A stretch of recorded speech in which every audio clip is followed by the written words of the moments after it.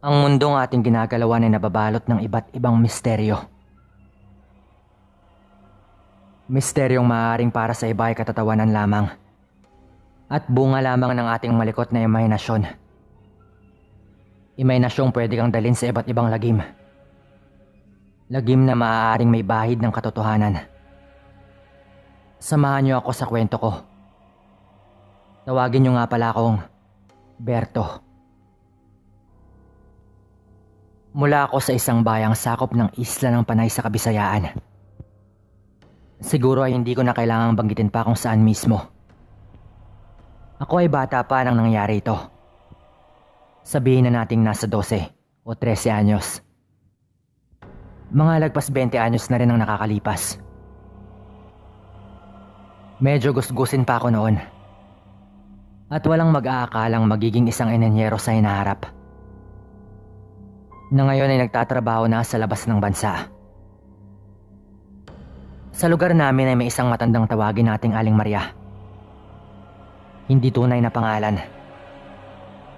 Si Aling Maria ay naninirahan sa gitna ng maliit lang naman na manggahan.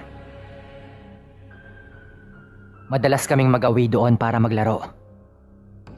Kung panahon naman kung saan puno ng bunga ang mga tanim niyang mangga, hindi namin pinapalagpas yon. Dahil lumaking kasama lamang ang aking itay, medyo hindi ako masyado na disiplina. Madalas nasasangkot sa mga kapilyuhan. At medyo nabansagang promotor ng kalokohan. At aaminin kong may katotohanan naman yon. Lalo pa at lumaki akong walang nanay. Dahil namatay ito sa panganganak sa akin. Si itay naman ay madalas wala dahil buong araw siyang nagtatrabaho. Pero pinagsikapan niya namang itaguyod ako ng mag-isa. Balik tayo kay Aling Maria. Mag-isa lang din siya sa bahay niya. Wala siyang anak at hindi na nakapangasawa. Yun ang pagkakaalam namin. Ang alam lang namin ay galing siyang Negros. Doon na daw siya tumanda pero umuwi siya dito at nagpatayo ng maliit na kubo sa gitna ng manggahan. Ito ang manggahang minana niya sa mga magulang niya. Sa lugar namin ay may dalawa akong tunay talagang barkada. Si Gino at si Kaloy. Yan ay mga palayaw lamang nila. Kasama ko silang umakyat ng mga puno ng mangga ni Aling Maria kapag maraming bunga. Isang araw, magtatakip silim na nang magdesisyon kaming pumunta doon sa manggahan. Walang bakod ang paligid ng manggahan, kaya mabilis kaming pumupuslit doon. Nagkataon pang ang pinakamatamis at pinakamaraming bunga ay ang punong malapit sa bahay ni Aling Maria. Pero malakas ang loob namin dahil madalas namang tahimik ang bahay ng matanda. At hindi ito masyadong nakikitang lumabas ng bahay niya. Hindi rin namin alam kung bakit.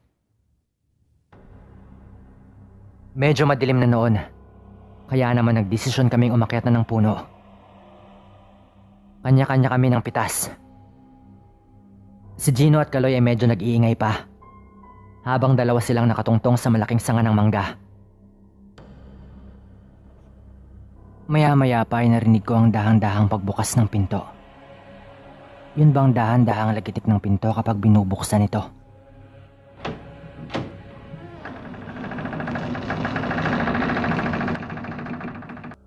Agad akong lumipat sa malaking sanga kung nasaan si Kaloy at Gino. Kinalabit ko si Kaloy at agad na sinenyasan na manahimik muna sila. Bakit naman? Inis na tanong pa ni Gino. May nagbukas ng pinto. Shh! Tumahimik lang muna kayo. Baka mahuli tayo. Pabulong ako salita sa dalawa. Medyo hindi direktang nasa harapan namin ang pinto ng bahay. Pero kitang-kita namin ang anino ng nilalang na lumabas mula sa pinto. At hindi yun tao.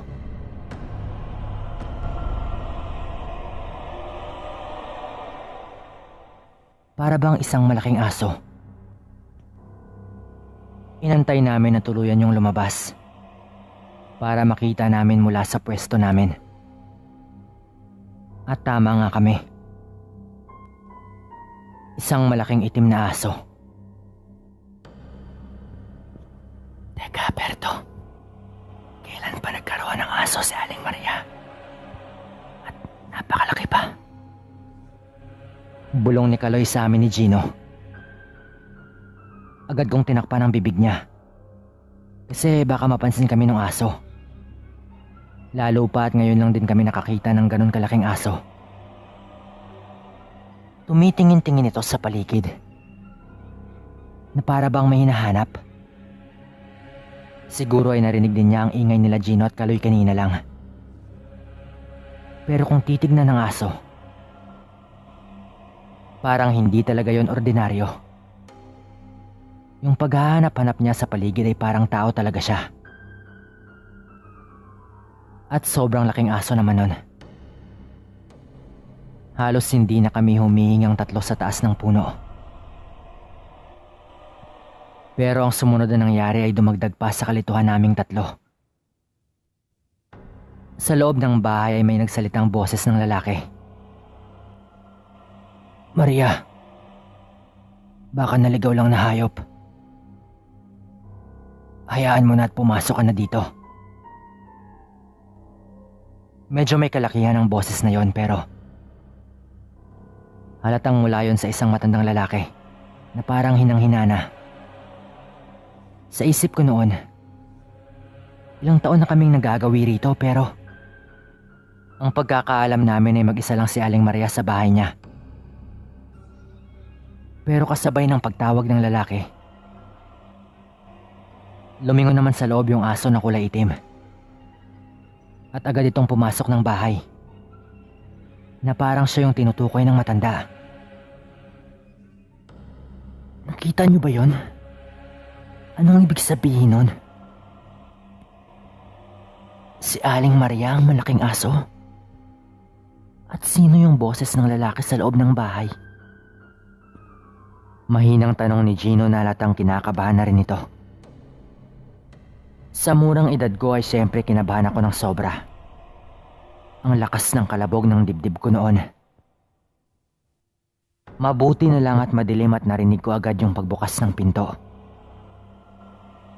Dahil kung hindi ay baka napahamak na kami. Hindi na namin itinuloy pa ang pagpitas ng iba pang mangga. At agad kami na lumayo sa bahay ni Aling Maria.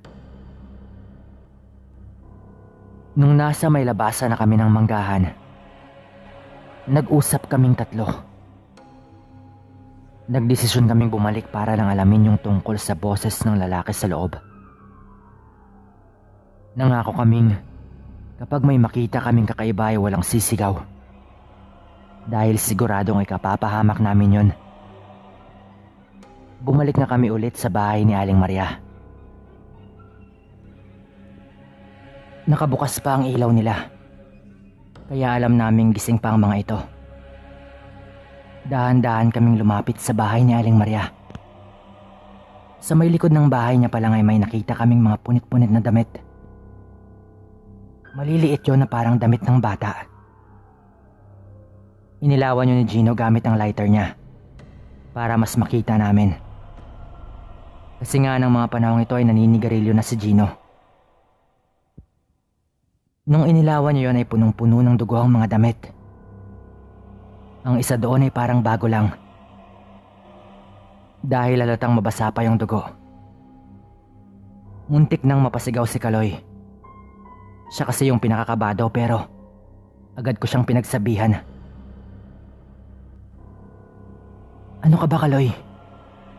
Kumalma ka. Hindi na tayo mga bata. Mahinang babala ko kay Kaloy.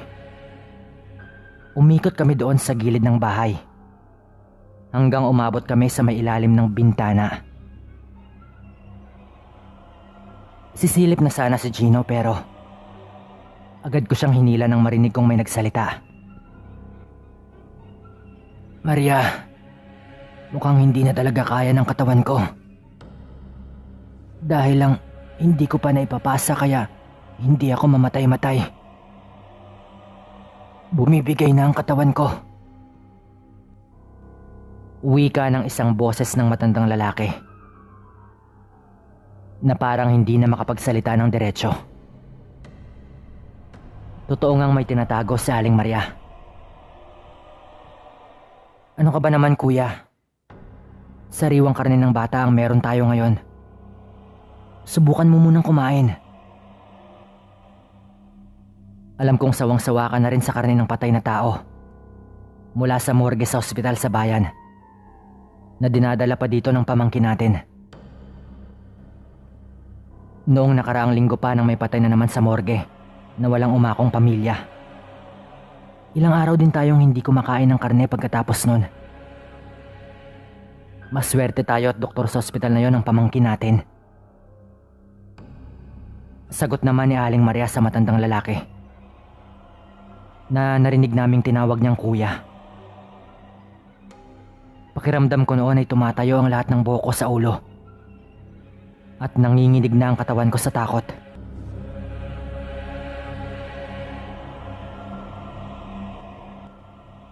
Nung tinignan ko si Kaloy at Gino, nakita kong tinatakpan ni Gino ang bunganga ni Kaloy na halos maihina sa kaba. Bata pa ako noon at hindi ko mapigilan ng kuryosidad. Kaya dahan-dahan akong sumilip sa bintana. Doon sa pwesto ko ay nakikita ko si Aling Maria na nakaupo sa gilid ng isang higaan. May hawak itong planggana na parang hinahalo niya ang laman gamit ang mga kamay niya. Agad kong ibinaling ang paningin ko sa higaan. Pero kalahati lang ng katawan na nakahiga doon ang nakikita ko. Sa itsura ng balat nito, halatang matanda na nga ang lalaki. Nung kumuha si Aling Maria sa laman ng planggana, nakita kong sariwang karne ang nandun. Kitang-kita ko rin ang nagkalat na dugo sa kamay ni Aling Maria. Bahagya akong lumipat sa kabilang parte ng bintana para mas makita ko ang nasa higaan. Hindi ko rin alam kung saan ako humugot ng lakas ng loob para masikmura ang nakita ko. Nakita kong pinipilit pakainin ni Aling Maria ang matandang lalaki. Makailang beses na rin yung sinubo hanggang sa kumain na din ang matanda. Pagkatapos nun ay mabilis ring nilantakan ni Aling Maria ang natirang laman ng planggana. Dinig na dinig ko pa ang nakakakilabot na tunog ng pagnguya.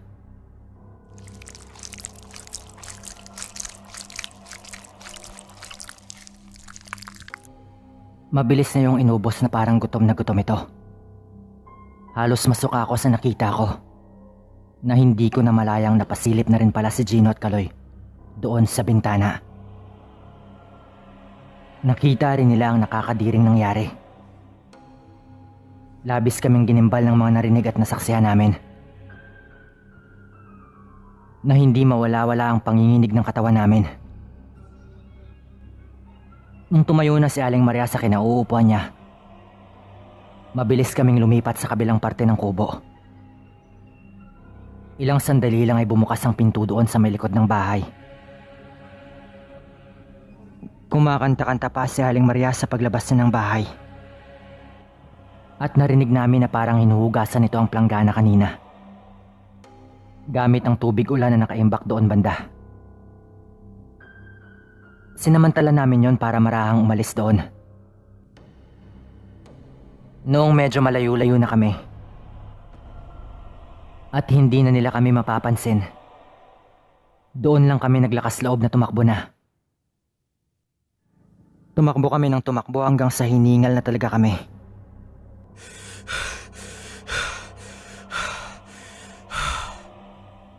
Hingal na kami noon nung umabot na kami sa may kalsada, kung saan marami ng bahay.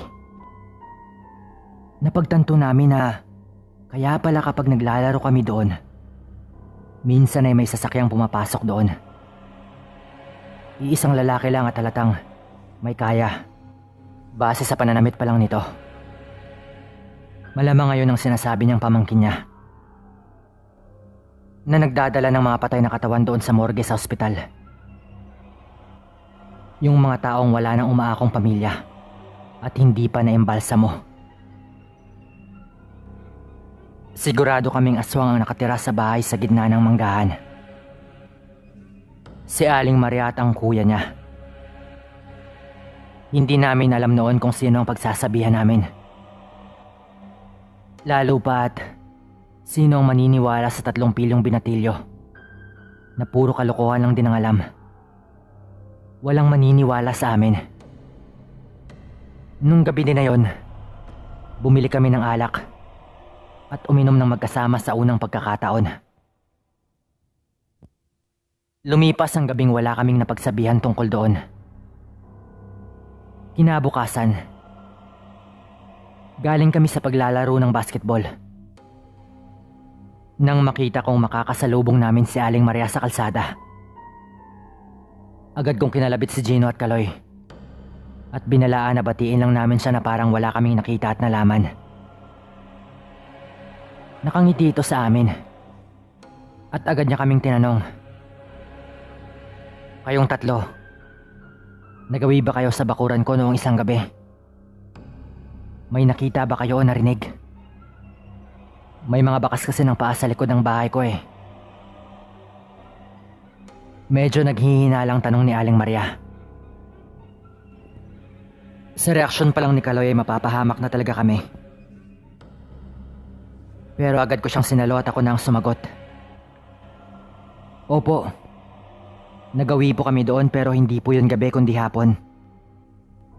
Namulot lang po kami ng mga nalaglag na mangga doon sa may likod ng bahay nyo." Agad kong sagot na pinipilit kong itago ang takot. Ganun ba? Mabuti naman para wala tayong problema." Sagot ni Aling Maria na parang hindi ito ganun kakumbinsido. Naghiwa-hiwalay na kaming 3 para umuwi pagkatapos nun. Noong medyo paggabi na, nakatambay lang ako sa may kalsada. Mag-isa lang ako noon nung makita kong kinakausap ni Aling Maria si Popoy. Isang batang pulubi. Nasa kalsada na lang natutulog. Kaya minsan ay nakakasama din naming tumambay. Siguro ay mga 10 taong gulang na rin siya noon. May kuya siya pero madalas ay hindi na rin kasama dahil nangangalakal ito. Niyaya siya ni Aling Maria na sumama sa kanya. Masama ang kutob ko kaya agad akong lumapit. "Boy, aantayin ka namin bukas sa tambayan ha. Pag hindi ka dumating, sasabihin ko sa kuya mo na si Aling Maria ang huli kong nakitang kasama mo ha. Para puntahan ka na lang namin sa kanila bukas." Agad kong sabi kay Popoy. Sinabi ko yon para sana hindi na ituloy ni Aling Maria ang binabalak niya. Pero mukhang mali ako. Tumingin lang siya ng matalim sa akin. At hinila niya si Popoy at isinama niya ito. Naging bali-balita sa amin noon ang pagkawala ng ilang kabataan. Kaya nang makita kong dinala ni Aling Maria ang kaibigan kong si Popoy, masama na talaga ang kutob ko. Hindi lang yun ang bumabagabag sa utak ko noon. Yung tingin kasi ni Aling Maria ay parang malakas ang hinala niyang alam ko ang tunay niyang pagkatao. Nahirapang maproseso ng utak ko ang lahat ng nalaman ko sa mura kong edad. Sandali akong natigilan doon sa may kalsada. Bago ako mabilis na tumakbo pa uwi sa bahay. Labis ang kaba ko habang mabilis na binabaybay ang daan pa uwi. Hindi ko alam kung makikinig ba sa akin ang tatay ko pero iyon ang nasa utak ko noon. Naisusumbong ko na kay Tay ang mga nalaman namin kay Aling Maria. Ang lihim ng bahay sa gitna ng manggahan. Hingal na ako noon nang dumating sa harap ng bahay namin.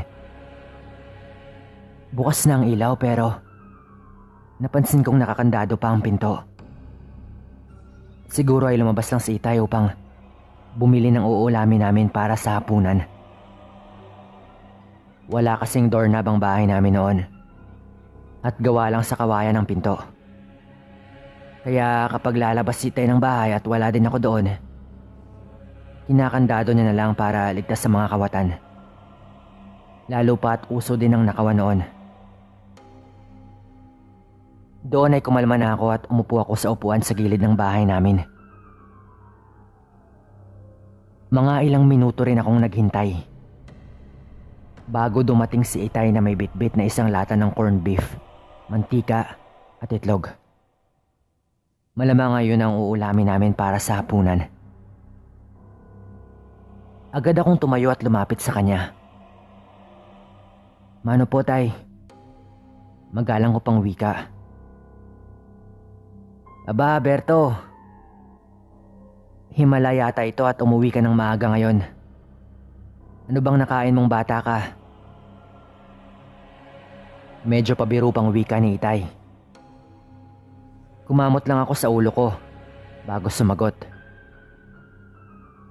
Kasi Tay, may sasabihin lang sana ako sa'yo eh. Importante lang." Diretso kong sagot sa kanya bago niya sinusian ng kandado at pumasok kami ng bahay. Naupo ako habang nagsimula ng maghiwa si Itay ng bawang at sibuyas. "Ano ba kasi yun, anak? Ang tagal na nating hindi nakapag-usap ng maayos ah. Nagdesisyon ka na bang ituloy pa rin ang pag-aaral mo sa high school?" "Matalino ka, Berto, anak. Alam kong may maganda kang patutunguhan kung tumino ka lamang. Hindi ko pa rin isinusuko ang pangarap nating dalawa nung maliit ka pa. Na maging isa kang ininyero." Nakangiti pang sabi ni Itay sa akin. Ngumiti na lang din ako sa kanya. Tungkol po pala dun, Tay. Tama po kayo. Opo, Tay. Itutuloy ko po ang pag-aaral ko kahit hanggang kolehiyo pa yan. Pasensya na po at medyo barumbado talaga tong anak mo ah. Pero hindi pa po yun ang gusto kong sabihin. Si Aling Maria po kasi, Tay. Agad kong wika. Si Aling Maria? Yung mabait na matanda na nakatira sa gitna ng manggahan? Anong tungkol sa kanya? Madalas kayong magawi doon, hindi ba? Agad naman ang tanong ni Itay. Kasi Tay, may nalaman po kaming nakakakilabot na lihim ng bahay na yon. May kasama po si Aling Maria sa bahay na yon. Hindi po siya nag-iisa. Tay, isa pong aswang si Aling Maria, Tay. Ganon din ang kuya niya. Nakasama niya sa bahay. Kitang-kita po namin na kumain sila ng hilaw na karne. At dinig na dinig namin ang mga pag-uusap nila.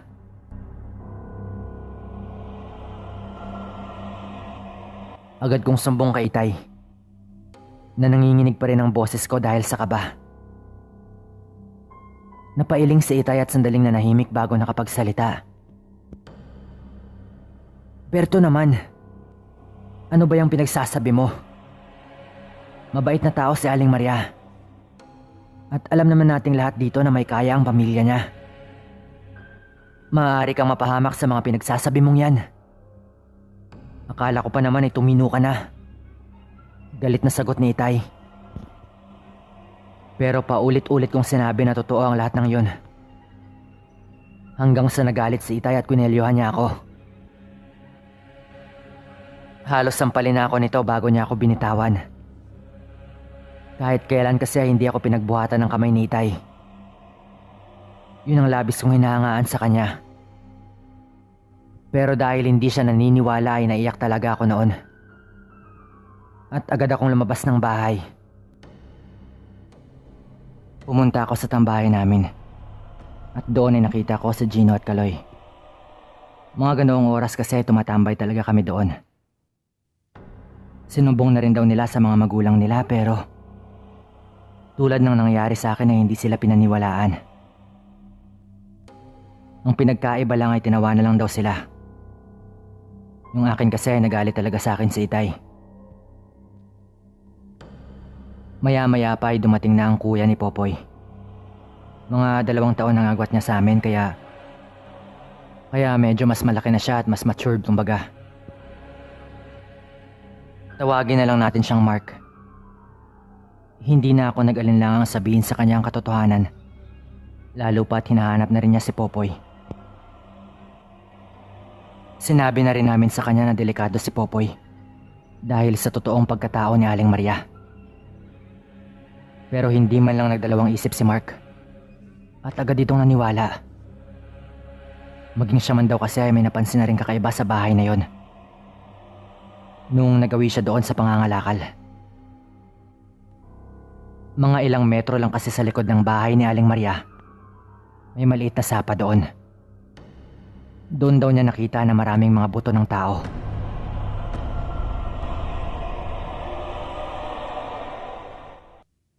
Hindi kasi kami nagagawi masyado doon banda sa may maliit na sapa. Kasi napakabaho doon. Amoy nabubulok na karne. Akala namin noon, hayop lang na nabubulok ang nagdudulot ng nakasusulasok na amoy. Pero hindi pala. Sa sandaling pag-uusap ay nagdesisyon kaming puntahan si Popoy nung gabi din na yon. Sumama pa rin si Kaloy kahit takot na ito. Tunay talaga siyang barkada.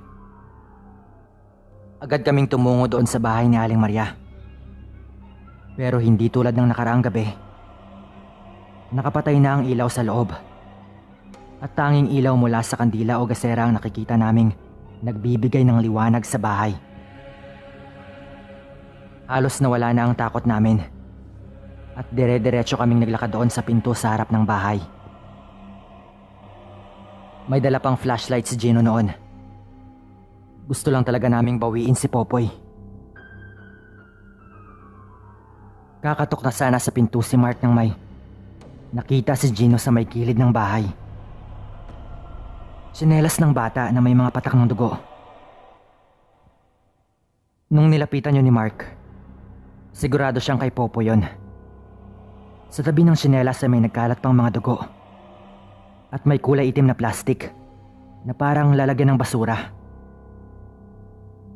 Mabilis yung binuksan ni Mark at inilawan naman agad ni Gino. Sabay-sabay naming sinilip ang laman nun.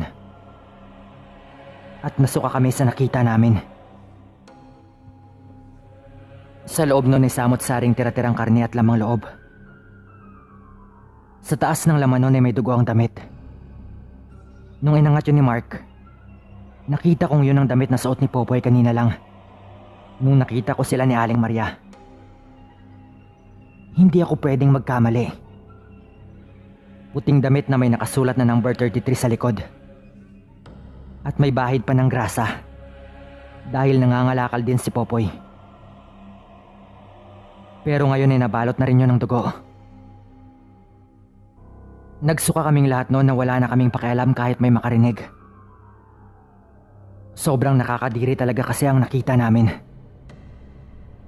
Hawak-hawak ni Mark ang tsinelas at nagsimula na siyang umiyak noon. Ilabas niyo si Popoy. Aling Maria. Ilabas mo ang kapatid ko. Galit na sigaw ni Mark. Maya-maya pa, dahan-dahang bumukas ang pinto. At lumabas mula doon si Aling Maria.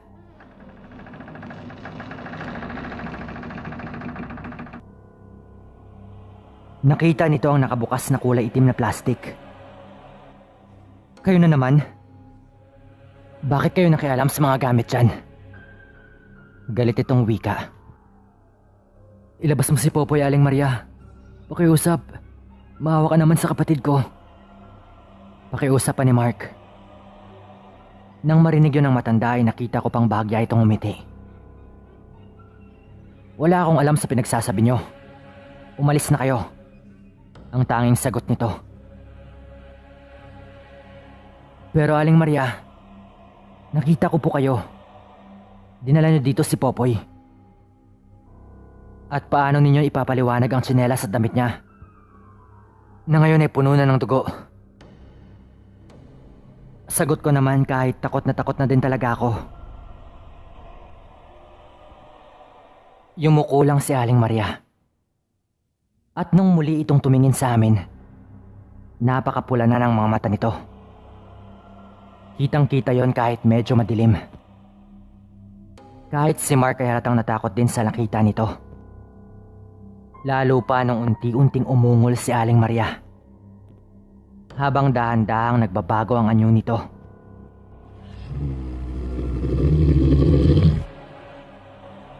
Nakita kong lumabas ang mga pangil at balahibo nito sa katawan. Natigilan kaming lahat noon na hindi kami makagalaw sa takot. Agad kong hinila si Mark palayo kasi siya yung pinakamalapit kay Aling Maria. Napapaatras na kami sa takot pero nanginginig ang mga tuhod namin. Hanggang sa biglang sumigaw si Kaloy sa takot. At may dinukot ito sa bulsa niya.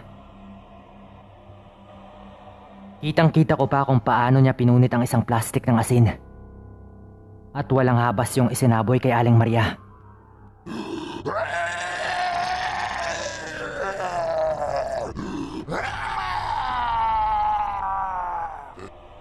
Sumigaw ng sumigaw si Aling Maria na parang nasasaktan ito.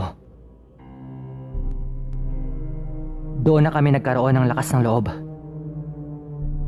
Takbo na! Mark, wag na! Baka mapahama ka pa. Takbo na! Sigaw ko sa kanila at hinila ko si Mark. Kasi parang wala itong balak tumakbo at umiiyak pa rin ito. Tumakbo kaming lahat sa likod ng bahay. Hindi ko rin alam bakit doon pa talaga. Kasi takot na din talaga kami. Na hindi na kami makapag-isip ng maayos. Nabitawan pa ni Gino ang flashlight. Kaya napakadilim ng daan. Pero tumakbo lang kami ng tumakbo.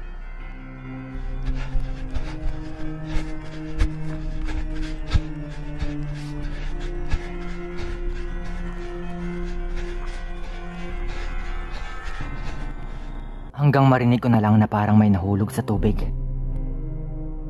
Sigurado akong may nahulog sa sapa. Kaya tumigil muna kami sa likod ng malaking puno ng mangga. Pagtingin ko ay si Mark at Gino lang ang kasama ko. Maya-maya pa ay narinig naming nagsusuka si Kaloy. Nahulog siya sa may sapa. Kung saan sinabi ni Mark na may nakita siyang mga buto ng tao. Tulong! Tulong! Sigaw ni Kaloy. Tumahimik ka lang muna, Kaloy. Umaon ka na dyan at andito lang kami. Wika ko pa. Imposible kong makalimutan yon. Dahil akala ko ay napahamak na si Kaloy. Agad naman siyang umahon doon. Pero sa sandaling pagtakbo ay halos napagod kami agad. Maya-maya pa ay naririnig na namin ang nakakatakot na ungol. Sigurado akong yung malaking asong itim na naman yon. Muling nagpalit anyo si Aling Maria.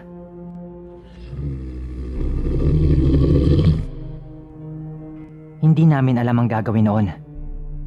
Kasi hindi namin malaman kung saan banda nanggagaling ang ungol.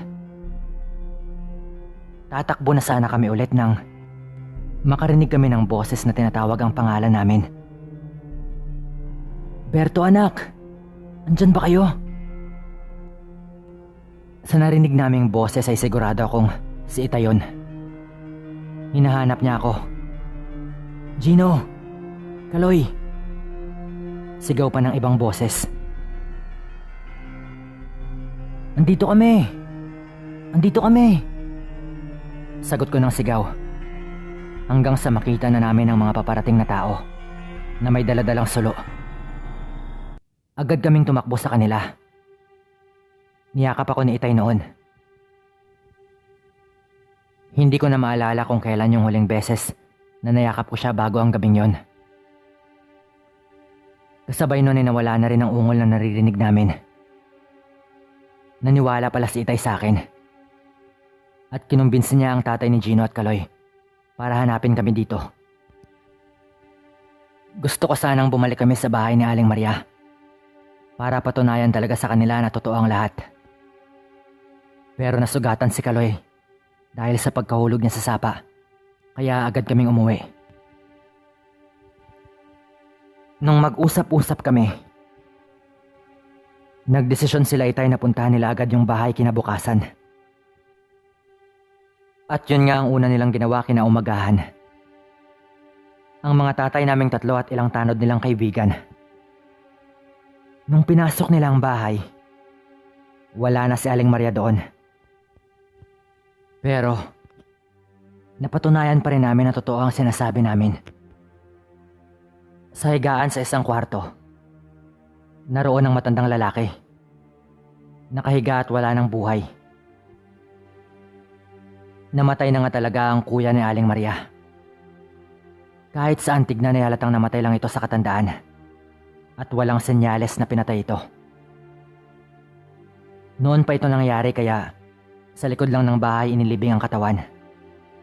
Malayo kasi ang sementeryo. At lalo pa't kahit nananawagan na sa radyo ang barangay namin, wala man lang kapamilyang pumunta doon.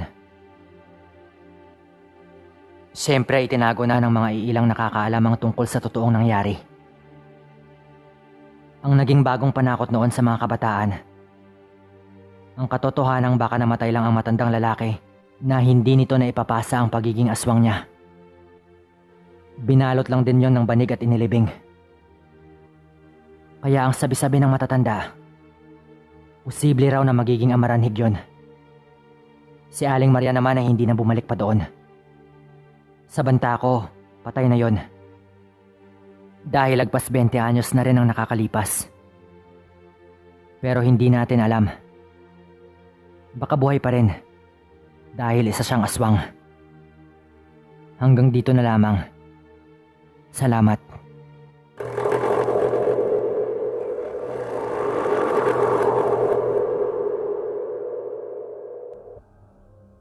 Kamusta sa lahat? Ako nga po pala si Ray. Ang anak ko po ang ipinasulat ko nito upang isalaysay at ipadala sa inyo ang karanasan ko. Pareho kaming nakikinig ng mga kwento dito. Ako nga po pala ay taga-Capiz. Pero matagal na akong palipat-lipat sa Capiz sa Taclan. Sa pagbabantay ng palaisdaan. Yung amo ko po kasi ay negosyante. At marami siyang pinagmamayari ang palaisdaan. High school lang ang tinapos ko. At nagsimula ako sa ganitong trabaho noong 18 pa lamang ako. Doon ako nagtagal sa pagbabantay ng palaisdaan sa Aklan. Masaya naman ako doon at kahit papaano ay naibibigay ko naman ang pangangailangan ng mga anak ko. Lalo pa tinutulong-tulungan naman ako ng misis ko. At mabait din po naman ang amo ko. Pero hindi rin biro ang trabaho sa palaisdaan. Lalo pa kapag nauso ang nakawan. Pag medyo oras na kasi ng harvest ay nakabantay lang din ng mga magnanakaw. Naghihintay ng tiyempo. Kaya madalas ka din mapuyat sa ganitong trabaho. Doon napapasok ang mga kababalaghang mararanasan mo. Magsimula tayo sa karanasan ko sa Aklan. Dahil malawak ang palaisdaan, puno ng aso ang paligid na nakapwesto lang sa gilid ng mga pilapil. Yun yung parang daanan kumbaga sa mga palaisdaan. Parang yung pilapil din sa mga sakahan pero mas malapad at mas matataas. Sinasadya naming lagyan ng mga aso ang paligid upang maalerto agad kami kapag may pumasok o may nagtatangkang magnakaw. May kasama naman ako sa pagbabantay. So bale may 2 kubo doon. Ang isa ay sa amin ng pamilya ko. At ang isa naman ay sa pamilya ni Paring Abel. Kasama namin ang mga pamilya namin kasi parang ganito na yung normal sa mga katulad namin ganito yung trabaho. Matagal ko na rin siyang kasama sa binabantayan naming palaisdaan. At ninong siya ng panganay kong lalaki. na noon ay mga 7 taong gulang na rin. Kakapanganak lang din noon ng asawa ko sa pangalawa naming anak. Siyempre masaya ako noon dahil medyo matagal na sundan tapos babae naman sa pagkakataong ito. Isang araw ay nag-inuman kaming dalawa ni paring Abel. Kaunti lang naman ang nainom namin kasi agad nagpaalam umuwi si kumpare. May problema kasi siya kaya sinamahan ko na lang uminom. Nung umuwi siya ay nahiga na rin ako maya-maya pero nag-usap lang kami sandali ng asawa ko. Katabi ko lang siya at pinapadede niya ang anak namin. Papikit na ako nang biglang nagkahula ng mga aso sa labas ng bahay namin. Nakakapagtaka yun kasi yung lokasyon ng kubo namin ay sa gitna ng palaisdaan. Kung magnanakaw yon, dapat doon pa lang sa mga gilid ng palaisdaan ay nagkahula na ang mga aso. Pero hindi. Sabi sa akin ng misis ko, "Ray, hoy Ray, bumangon ka na. Tignan mo at baka may magnanakaw na naman." Medyo pabulong lang na utos sa akin ng misis ko. Nung una ay medyo nagsawalang bahala pa ako pero maya-maya pa ay naririnig naming may mabigat na bagay na naglalakad sa pawid naming bubungan.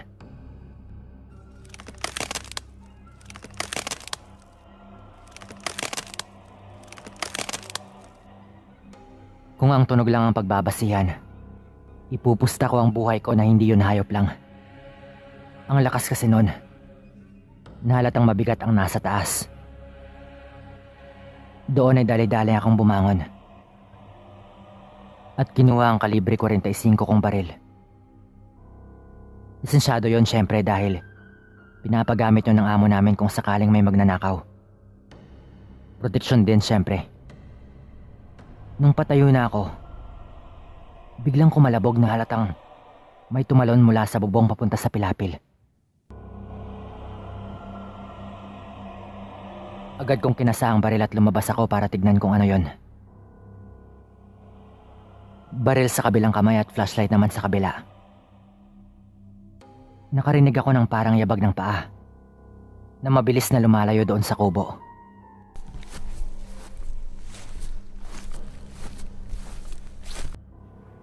Nung inilawan ko sa hindi kalayuan, napansin kong may gumagalaw sa damuhan. Baka magtaka po kayo pero kung nagawi na po kayo minsan sa mga palaisdaan, may tumutubo pa talagang mga talahib sa mga pilapil. Buong akala ko ay magnanakaw talaga kaya sumigaw ako kay paring Abel pero hindi ito sumasagot. Sa isip ko ay baka mahimbing na siguro ang tulog. Dahan-dahan akong lumapit pero bigla akong napatras. Nang tumalon mula sa damuhan ng isang malaking pusang kulay itim. Nakalamot pa ako noon sa kamay ko. Sabay mabilis yung tumakbo. Sa pagkagulat ko ay pinutukan ko yun ng isang beses pero mabilis yung naglaho sa dilim. Kung iisipin, napakalaking pusa naman yata noon. Napakapula pa ng mata nung tinamaan ng ilaw ng flashlight. Kinaumagahan ay kinausap ko si paring Abel. Pinakita ko pa sa kanya ang kalamot sa braso ko. Ang sabi niya, "Pre, pasensya na talaga. Nalasing yata ako sa konti nating ininom eh. Wala akong kalam-alam sa nangyari. Si Mrs. naman mahimbing din raw ang tulog eh. Pero pre, si Aling Lusing, siya yung pinakamalapit yung bahay dito. Narinig mo naman siguro yung usap-usapan na di umano'y siya yung umuubos sa mga manok doon sa kapitbahay din nila.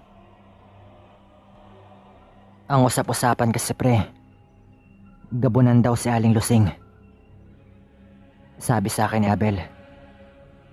Sa mga hindi nakakaalam, pag sinabing gabunan dito sa lugar namin, ibig sabihin noon ay mataas na uri na talaga ng aswang na kaya nang magtigbaliw o palitan nyo sa iba't ibang uri ng hayop.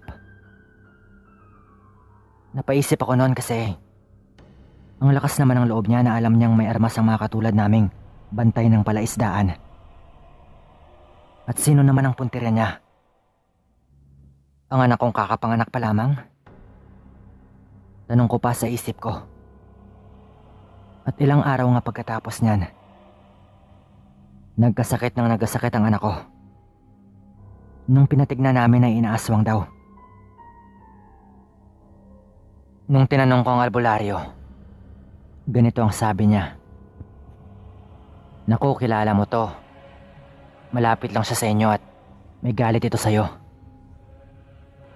Hindi ito titigil hanggat hindi niya nakukuha ang anak mo.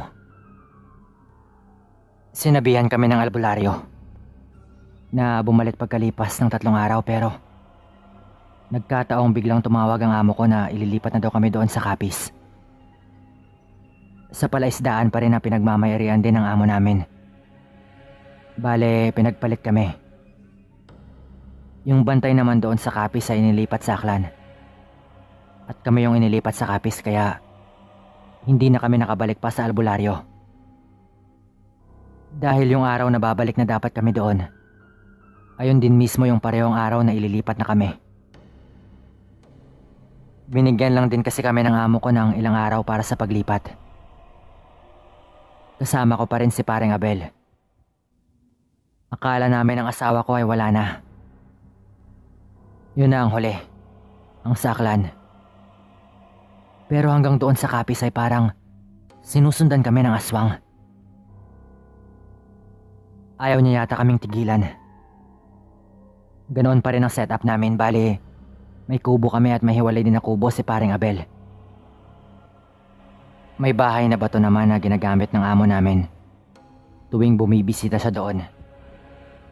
Yung palikuran na katabi nun lang yung pwede namin gamitin. Gumamit ng kubeta noon ang panganay kong anak na lalaki. Medyo malalim ng gabi kaya sinamahan siya ng asawa ko.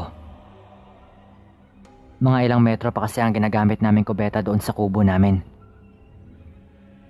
Ako naman yung naiwang magbantay sa sanggol namin. Nung tapos na raw gumamit ang anak ko ay pumasok ng sandali ang asawa ko sa kubeta para umihi. Pero nagulat na lang ang panganay kong anak nang may humilang kamay sa paa nito mula sa damuhan.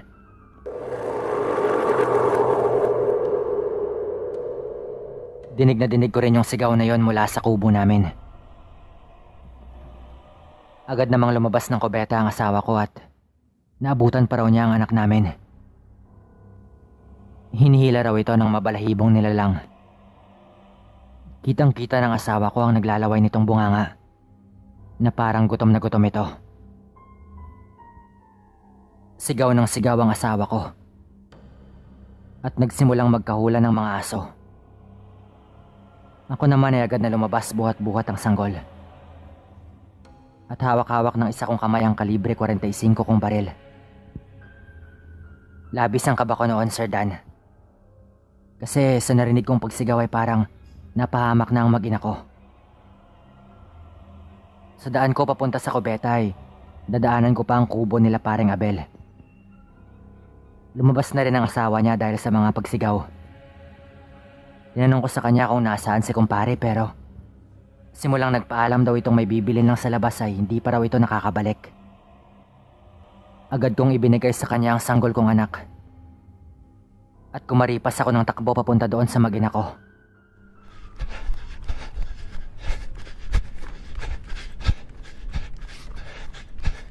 Dahil medyo maliwanag ang buwan, naabutan ko pang sa matataas na damuhan sa may pilapil ay may humihila sa anak ko.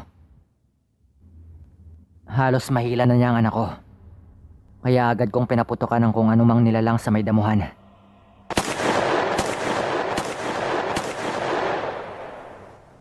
Wala na akong pakialam noon. At habang tumatakbo ay ipinuto ko ng ilang beses ang hawak kong baril. Papatayin ko talaga siya ang sa utak ko noon. Sigaw ng sigaw ang asawa ko na aswang daw. Lintik kang aswang ka. Matsunta ka nga, diputa ka. Sigaw ko pa. Hindi ko na siguro kailangang tagalogin pa yan basta papatayin ko talaga yon. Halos umakyat na ang dugo ko sa ulo nun. Sobrang kaba at galit pero mabilis na tumakas ang aswang sa may bakawan.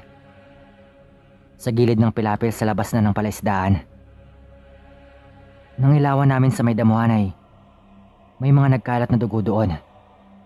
Kaya alam kong tinamaan ko siya. Ang anak ko naman ay may konting sugat sa paa. Kasi bumaon daw yung kuko doon nung hinila siya. Kung hindi siya naabot ng asawa ko ay baka nakuha na siya. Mabuti na lang at may pagkamaton din ng asawa ko kahit babae siya. Pagkatapos nun ay galit na galit pa rin ako. Kasi malakas yung hinala ko kung sino yung aswang na ayaw kaming tigilan. Ma, agad kong tawag sa misis ko. Tara doon sa kubo nila paring Abel. Aantayin natin siyang umuwi. Diretso kong sabi sa misis ko. Kasi malakas ng hinala ko kay Abel. Kasi laging huli yung pagkahol ng mga aso. Kaya baka andun lang siya sa loob ng palaisdaan. At isa pa, kilala rin siya ng mga aso.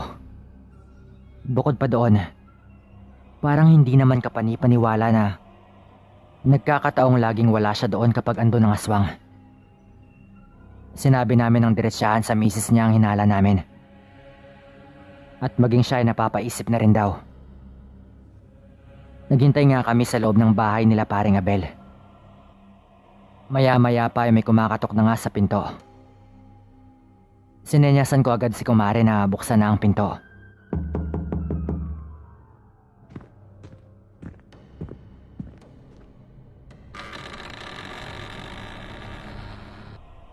Pagbukas niya ay tumambad sa amin si paring Abel.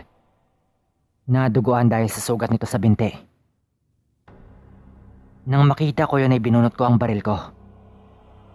At kung hindi lang dahil sa asawa niya, baka napatay ko na ang kumpare ko. Nung gabi din na yun ay nabigyan na ng liwanag ang lahat. Umamin siya. May tinatago daw pala talaga itong galit sa akin. Dahil hindi ko siya natulungan nung gabing nag-inuman kami. At uutang sana siya ng pera. Kaso hindi ko napagbigyan dahil gipit rin kami noon. At ang isa na pang dahilan, ako rin daw kasi lagi ang pinapabura ng amo namin. Hindi ko maintindihan yon dahil maayos naman ang pakikitungo ko sa kanya. At alam naman niyang walang-wala rin kami noon nung humihingi siya ng tulong. Kasi kakapanganak lang din ang asawa ko noon eh. Sa totoo lang, nasaktan din ako noon, Sir Dan. Kasi sa trabaho kong ito, siya lang ang masasabi kong kaibigan ko talaga. Hindi ko akalaing ganun pala siya. Pinapili namin siya kung aalis ba siya o kami na lang ang aalis. Pero hingi siya ng hingi ng tawad sa akin. At agad-agad daw ay aalis sila. Kinabukasan nga ay nagpaalam siyang umalis. May benda ang paa niya pero nakapagtatakang naglalakad siya ng diretsyo na parang wala lang sa kanya yon. Ako na lang ang nagpalusot sa amo namin sa nangyari. Nito lang ay namatay na ang amo namin pero hindi man lang niya nalaman kung ano ba talaga ang totoong dahilan ng pag-alis ni Abel.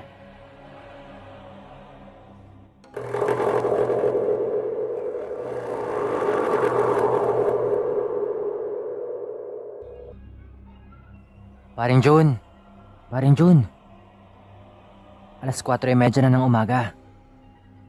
Bangon na at maaga pa tayong magpapalaot. Paring Jun! Narinig kong sabi ni Mang Ray. Habang tinatapik-tapik pa ang dingding ng kwarto nila tatay mula sa labas. Madalas kasi ay mga alas 4 talaga ang alis nila. Dahil napuyat si inay at itay sa paggawa ng mga basahan, mahimbing pa ang tulog nila.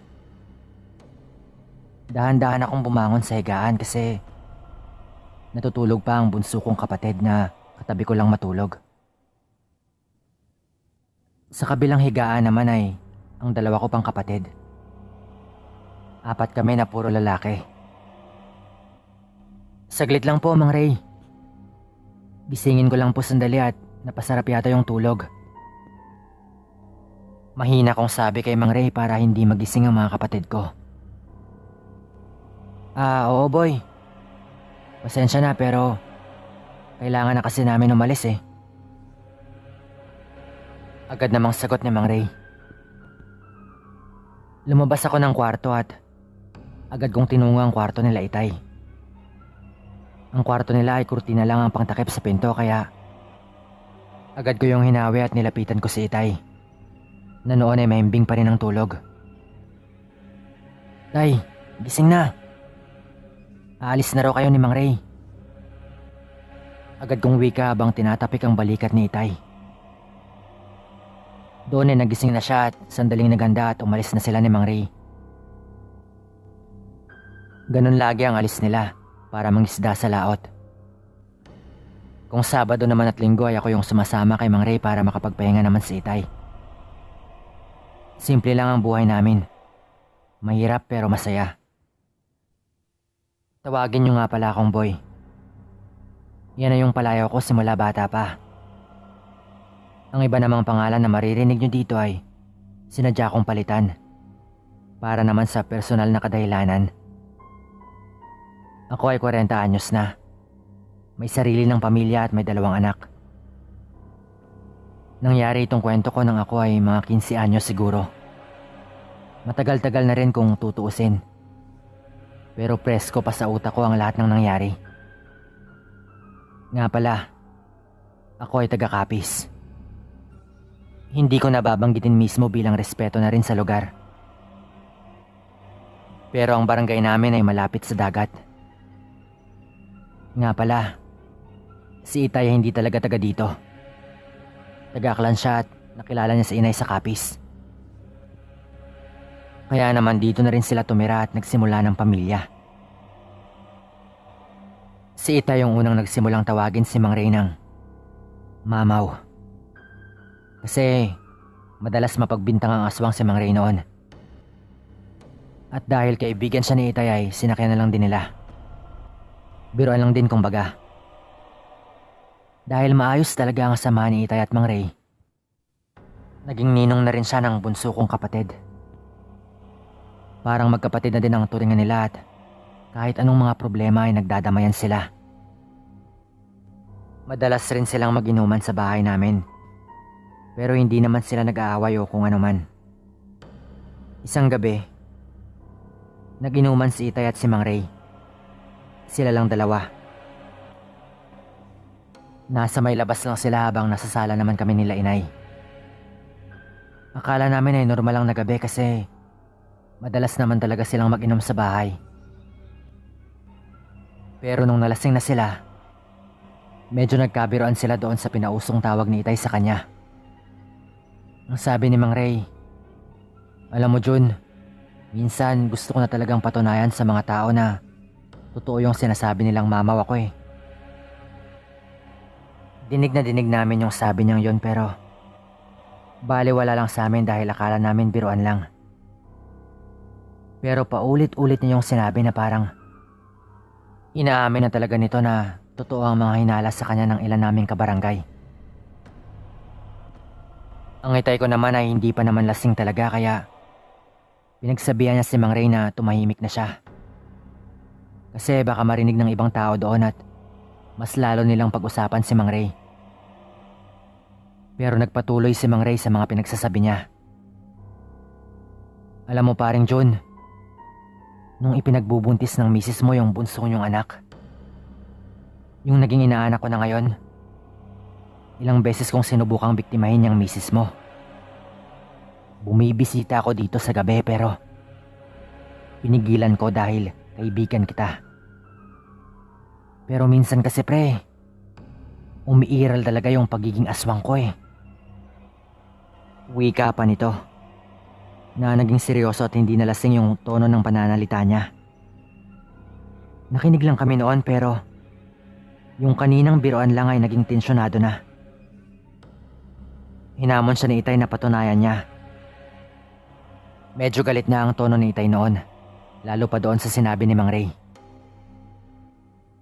Ako naman ay inutusan na ni Inay na ipasok na sa kwarto ang mga kapatid ko. Sandali silang natahimik doon sa labas. Nagsasalita si Mang Ray pero napakahina nun na hindi na namin marinig. Parang pabulong na ang sinasabi nito. Akala namin ay ayos na. Nang bigla kong marinig na sumigaw si Itay. At parang pinabaliktad niya ang mesa doon sa labas. Nung lumabas ako ng kwarto ay nakita kong pumasok si Itay ng bahay at pumunta sa kusina. Naririnig ko pang galit na galit siya. At ang ginagamit niyang lengguwahe ay ang lengguwahe sa aklan. Dahil taga-aklan naman talaga siya ay ganon siya kapag nagagalit na siya talaga. Kaya alam kong seryoso na yon. Nung bumalik siya ay bitbit na niya ang itak namin. Tay, ano pong balak niyong gawin? Akin na po yan. Wika ko pa na gusto ko sanang kunin ang itak sa kamay niya. Kaya hinila ko ang kanang kamay nito. Pero hinawi niya lang ako at galit na galit siya. Boy, hindi ako itintrahi. Pabayi ako ay ako maputo sa liog na karaho. Sigaw pa sa akin ni Itay na kung sa Tagalog pa ay,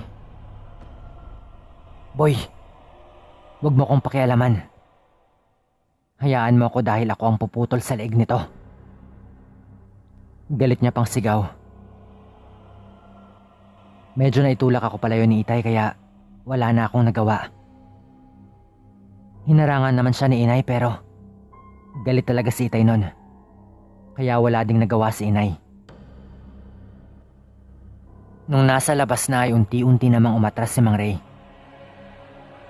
Pero hindi niya man lang binawi ang mga sinabi niya. Agad naming nilapitan si Itay nun. At nagsilabasan na rin ang mga kapatid ko na umiiyak na. Doon ako malmas si Itay. Kasi sa totoo lang, alam ko namang hindi sasaktan ni Itay si Mang Ray. Pero nung tinanong namin siya kung bakit bigla na lang siyang nagalit ng ganon, may ibinulong daw kasi si Mang Ray sa kanya. Alam mo pre, hindi rin naniniwala si Mrs. na ganito ako. Buntis siya ngayon. Mga 2 buwan pa lang pero tuwing gabi hindi ko mapigilan ang sarili ko. Parang gusto kong dukutin sa sinapupunan niya ang anak namin. Bulong daw ni Mang Ray sabay ipinakita nito ang pangil niya. Doon na daw kumulo ang dugo ni Itay. Kasi yung totoo daw ay matagal naman na talagang duda si Itay kay Mang Ray. Dahil may mga napapansin na ito. Pero dahil kaibigan niya ito ay may tiwala siyang hindi gagawa ng masama si Mang Ray. Yung mga una niyang sinabi ay mapagpapasensyahan pa daw ni Itay dahil pinigilan niya naman at hindi niya itinuloy ang balak niya kay Inay nung nagbubuntis ito sa kapatid ko. Pero ang sabihin niyang parang gusto niyang patayin at kainin ang sarili niyang anak ay lubos na nagpakulo sa dugo ni Itay sa kanya. Pagkatapos ng gabing yun ay naging matamlay na ang samahan nila. At ang katotohanang hindi man lang binawi ni Mang Ray ang mga sinabi niya ay patunay na baka ang lahat ng yon ay totoo nga. Labas pa doon yung mga napansin ni Itay sa kanya. Marami ng pagkakataon na may mga nakikita daw siyang hayop sa dilim na hindi naman nakikita ni Itay. Madalas din daw niyang malaman na buntis ang ilang kababayan nila kahit wala pa namang balita. At kung minsan daw ay hindi niya namamalayang naglalaway siya habang pinagmamasdan ng isang buntis. At hindi lang yon. Minsan na rin siyang nahuli ni Itay na kumakain ng hilaw na karne at lamang loob ng baboy. Nang minsan silang kumatay ng baboy sa kabilang sitio na ihahanda sana sa kasal ng anak ng isa sa mga kaibigan din nila. Hindi siya inusgahan ni Itay dahil kahit naniniwala naman siya sa aswang ay isa pa rin siya sa naniniwalang hindi lahat ng aswang ay masama. Pero patuloy na pinatunayan ni Mang Ray na hindi siya nabibilang doon sa mga mabubuti. Siguro nung una. Pero nung maglaon ay tuluyan na siyang nagpadala sa uhaw na nararamdaman niya. Naging sunod-sunod ang pagkalaglag ng mga ipinagbubuntis ng kababaihan sa sityo namin. Sa isang buwan lang ay may 3 agad na napabalita. At lahat ng mga yon ay bigla na lang raw dinugo. Pagkatapos ng ilang gabing may naririnig silang mga kaluskos at kalabog sa mga bubong nila. Isang gabi nagising kami dahil sigaw ng sigaw si Aling Lucy, ang asawa ni Mang Ray. Pinuntahan namin yun ni Itay. Pumatok kami pero walang sumasagot. Tanging sigaw lang ni Aling Lucy ang naririnig namin. Nagsidatingan na rin ang iba naming kapitbahay. Nung pinihit ni Itay ang pinto ay hindi naman yun nakalak. Kaya dumiretso na kami sa loob. Pagpasok namin ay tumambad sa amin si Aling Lucy. Dinudugo na ito habang si Mang Ray naman ay nakatingin lang sa kanya at nakatulala. Sinugod namin sa ospital si Aling Lucy. Pero hindi na nailigtas ang bata. Nakunan siya. At nung tinanong namin ay, nung isang gabi lang raw ay naghila bigla ang tiyan niya. Hanggang sa nangyari na ang kinatatakutan niya. Ang pinagtataka daw ni Aling Lucy, madalas daw sabihin ni Mang Ray na napakabango at napakasarap ng magiging anak nila. Kahit nasa sinapupunan pa lang ito. Nasa labas ng kwarto sa ospital si Mang Ray. Kaya agad na lumabas si Itay at walang pasabi niya itong pinagsusuntok. Galit na galit si Itay noon. Ikaw ba? Ikaw ba, Ray? Aminin mo. Tanong ni Itay na kahit ako ay alam ko na ang ibig niyang sabihin. Inawat ko si Itay at dumating na rin ang gwardiya ng ospital. Kaya agad kaming umalis ni Itay pagkatapos nun. Ilang araw pa pagkatapos ng nangyari ay nakipaghiwalay si Aling Lucy. Umuwi raw ito sa Iloilo. Pinagbantaan ni Itay si Mang Ray. Nakapagkinantin niya ang pamilya namin. At ang sino mang mabalitaan niya na inaswang sa sityo namin ay ipagkakalat niya ang sekreto ni Mang Ray. Pero mga 1 buwan pa lang ay bigla na lang nawala si Mang Ray. Hindi na namin alam kung saan siya nagpunta. May iba na ring tumira sa bahay nila. Kamag-anak ni Aling Lucy dito sa Capiz. Hanggang dito na lamang po. Salamat.